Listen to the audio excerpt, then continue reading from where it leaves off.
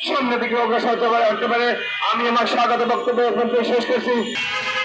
সাপেক্ষে বেড়ে সাজাতে পারলে সড়কের যানজট চাঁদামুক্ত হবে। আন্তর্জাতিক প্রবাসী মানবাধিকার ফাউন্ডেশনের আজকে এই উদ্যোগে যে আজকের মানববন্ধন কম্বাইন্ড হিউম্যান রাইটস ওয়ার্ল্ডের পক্ষ থেকে এই মানববন্ধনে সংগতি প্রকাশ করে একত্রিত হয়েছে। আমরা মনে করি যেখানে নির্বিচার মানবাধিকার রক্ষায় চাঁদাবাজ একটি সমাজের একটা দূষিত,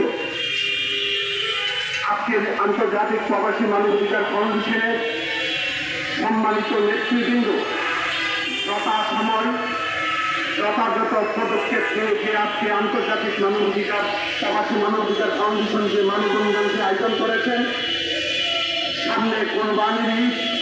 আমরা জানি কোরবানি ঈদের সময় রাস্তাঘাটে যানজটের নামে যে জনগণের যে ভোগান্তি আছে, আমাদের যে পশু কোরবানি গরু এই ট্রাকগুলাকে থামিয়ে থামিয়ে বিভিন্ন স্থানে যেভাবে নামে বেনামে বিভিন্ন দলের পরিচয় দিয়ে যেভাবে তারা চাঁদাবাজির মধ্যে যুক্ত হয়, আজকের এই মানববন্ধনের পক্ষ থেকে আমরা তীব্র সমালোচনা এবং সরকার বাদকে অনুরোধ করে বলছি, আন্তর্জাতিক প্রবাসী মানবাধিকার ফাউন্ডেশন যে দাবি নিয়ে আসছে একত্রিত, এখানে বিভিন্ন কেন্দ্রীয় জাতীয় নেতৃবৃন্দ নিয়ে একত্রিত হয়েছে, তা যেন সরকারের পক্ষ থেকে আইন শৃঙ্খলা বাহিনীকে শক্তভাবে দমন করার জন্য যেন তারা নির্দেশনা এবং সরকারের আইন অনুসারে যেন পদক্ষেপ গ্রহণ করে, তা আমরা আজকে আন্তর্জাতিক প্রবাসী মানবাধিকার ফাউন্ডেশনের